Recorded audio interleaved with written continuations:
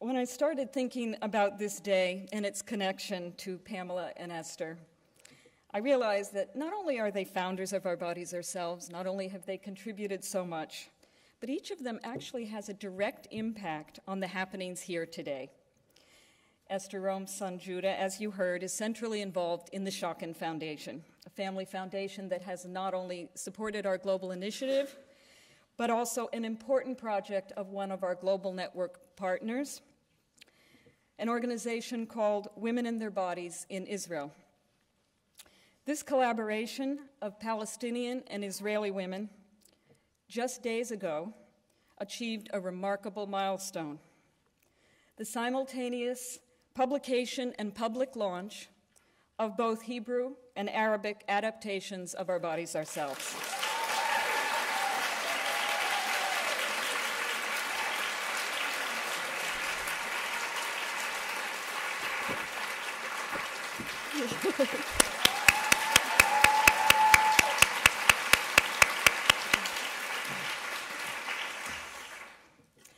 As we speak, these two works are being introduced side by side, making a strong social and political statement at a critical moment in the country's history. This afternoon, we will hear from two leaders of this amazing peace-building initiative, Dana and Ragda, who will tell us about their challenges and their great success, which we can all celebrate with them today. Pamela Morgan also has a direct link and impact on this day. It was 4 years ago that she and I were talking about various projects that the founders were considering to mark our legacy. She said, I don't understand why we're dreaming up ways to mark our legacy when it's already in play every day around the world. She and I agreed that the legacy was right under our noses in the global transformations of Our Bodies Ourselves and the endless ripples that they are creating and sending into rural and urban communities in every geographic region. These ripples will be quite apparent to you by the end of the day. But before you meet our global network partners and hear their stories, I'd like to convey two messages about Our Bodies Ourselves and the global initiative. First, that Our Bodies Ourselves, or OBOS as we call it, is not only our book anymore.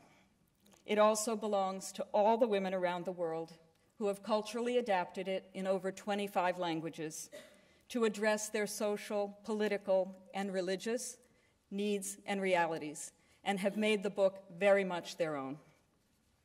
Further, this vital evidence-based information is now available in countless new and accessible formats, from ebooks and training booklets, to street campaigns with young urbanites, from trainings with village hairdressers, to workshops with policymakers, medical personnel, and media representatives.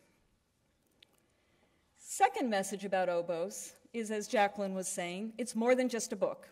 It's a tool for action, and our global partners have used their adaptations to achieve impact at every societal level. They've changed the language on women's bodies and sexuality, all the way from basic words in a dictionary to the broadest social discourse. They've reached broadly across urban and rural communities, raising health awareness and inspiring community action. They've built networks, engaged power brokers, and bridged grassroots organizations with large institutions and governments. More than just a book, it's movement building. And yes, a persistent dream that every woman and girl the world over will have the services and the sexual and reproductive health information she needs to give pleasure and shape to her life. Our young colleagues in Istanbul say it so well in their call to action, a call for the full range of rights for women and girls, all the way from the right to climb a tree to full participation in the public sphere. My colleague Aisha Chatterjee and I have been very privileged to work closely with the women that you will meet here today. They are remarkably courageous women. They are pushing the envelope in every region of the world against formidable odds and sometimes at grave risk to their personal safety. It is truly a big day for us to have our global network partners with us and to celebrate their successes with you. As soon as I wrap up, Aisha Chatterjee will introduce them to you one by one. But before she does, I want to say just a few words of appreciation about those who have made our global initiative possible. First and foremost, it was Norma Swenson, who led the global outreach and laid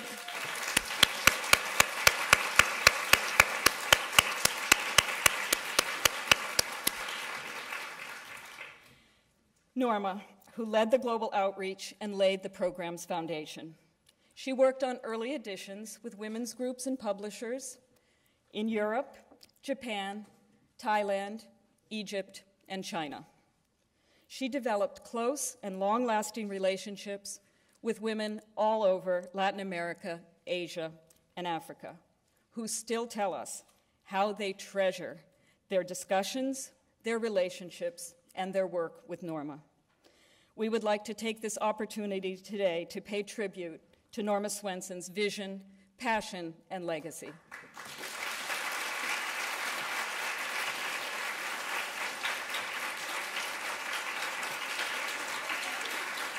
Yay, Norma. Yay, Norma.